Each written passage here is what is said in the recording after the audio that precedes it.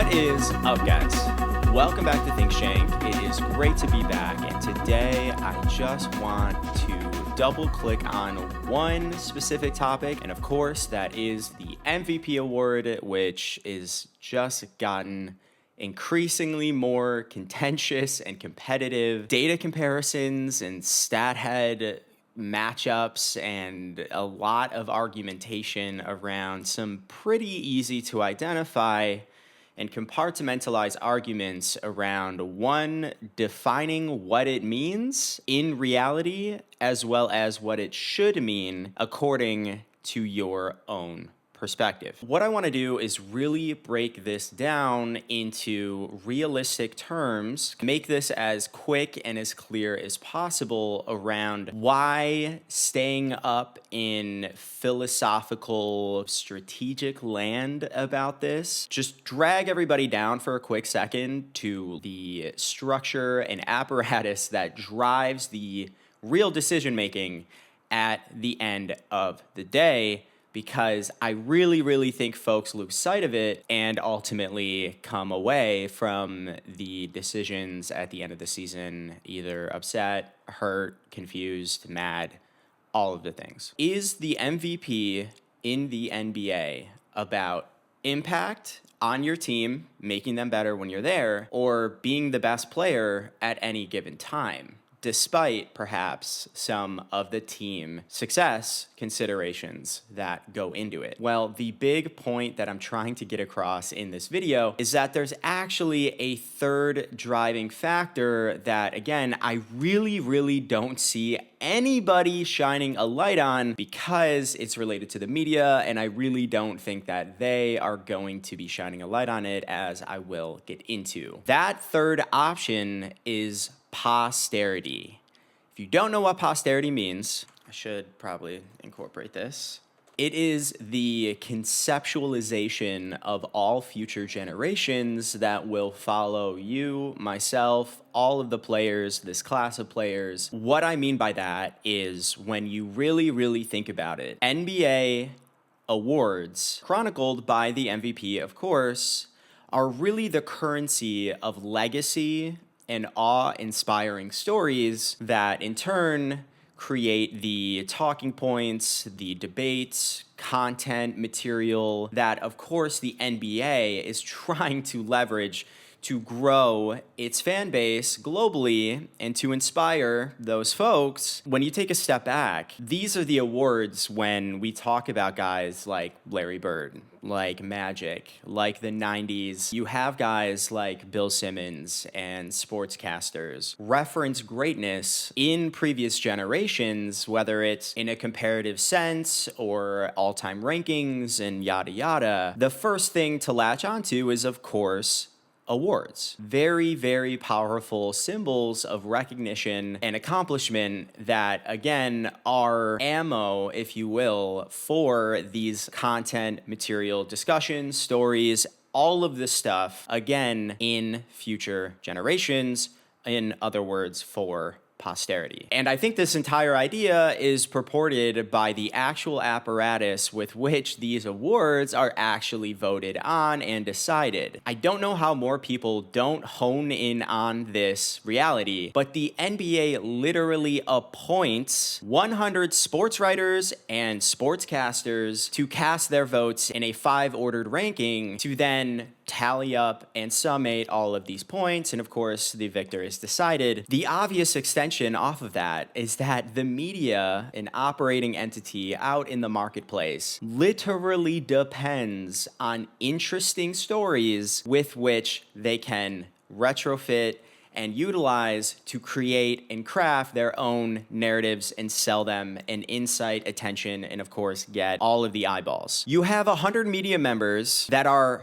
blatantly incentivized to try and craft a compelling story in the moment while also being able to take a 30,000-foot view and take in precedent and contextualize how each of these MVP candidates will fall in that grander and broader NBA story. And I think this makes a lot of sense from the league's perspective, because again, what the product boils down to is stories, content, debates, etc. And so the media's capabilities and skill set at actually doing that is why I believe they get votes instead of a nonpartisan Illuminati committee, much like the NCAA with football, where no one actually knows who the hell is picking who, or at least before this year, where they've expanded the playoffs and yada yada. It used to be pretty much a black box, but of course everybody understood it was about ratings and money, and even, 2 years ago now maybe, when Alabama probably didn't necessarily deserve to even make it into the top 4 championship contention, they were still going to get in there for ratings. And what do you know, that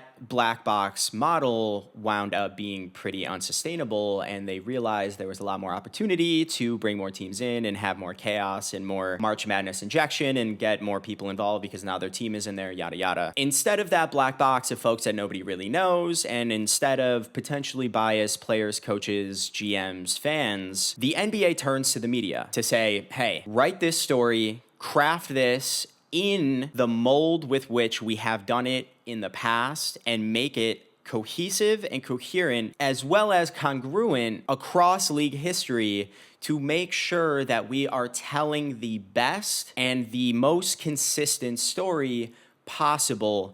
decades from now for the future generations, with which we can, of course, utilize for content and profit and get whoever will usurp Bill Simmons to bring up a random MVP for Joel Embiid in 2023 or whatever it was as a sticking point or talking point later down the line. The media are really good storytellers. I also believe that all of this validates why voter fatigue exists, because it's just objectively a worse story to tell when the entire league is being utterly dominated by a singular player for long stretches, particularly when there is such incredible competition and a lot of viable candidates that can create a much more diverse, engaging, interesting story looking back. Who is this guy? Where did he come from? Oh, he's international too. Wow, that can speak to a broader trend. And he got traded from X onto Y, which enabled his development and growth and yada yada. I'm kind of loosely talking about Shai Gilgeous, obviously, but you understand my point. Jokic has clearly been the best player on the planet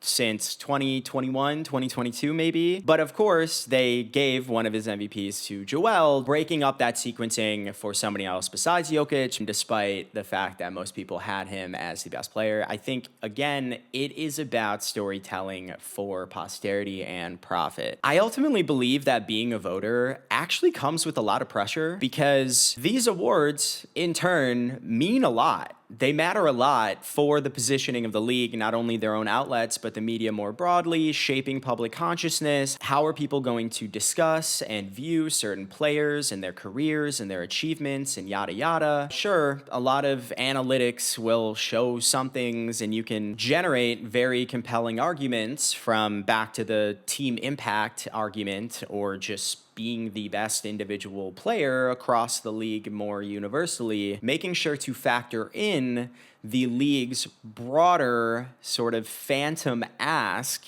as far as preserving the legacy and stories in this is a big component that I really don't think many people are recognizing. And it can lead potentially to some pretty dicey moments, such as in 2001 when Shaq probably should have been the NBA's first ever unanimous MVP, and there was infamously one reporter that instead voted for Iverson, who was publicly berated by Shaq, Phil Jackson, the entire Lakers team, the entire Lakers fandom, and the voter himself actually being identified at the time and coming forth and saying, essentially, well, fuck me for thinking that Allen Iverson was actually more impactful to his own team's success than Shaquille O'Neal with Kobe Bryant and his accessory, helpful and contributing teammates. So we don't want voters to feel like they can't go against the grain. That goes contrary to everything. So to conclude, I don't think it's as easily binary as who has been the most impactful player according to his own team's success, or who is just the best player in the league right now, or even who is the best player on the best team, obviously conflating team success with individual, and you get into dicey territory with rewarding players for maybe not having as much of a real impact, etc. It's about who will best encapsulate this season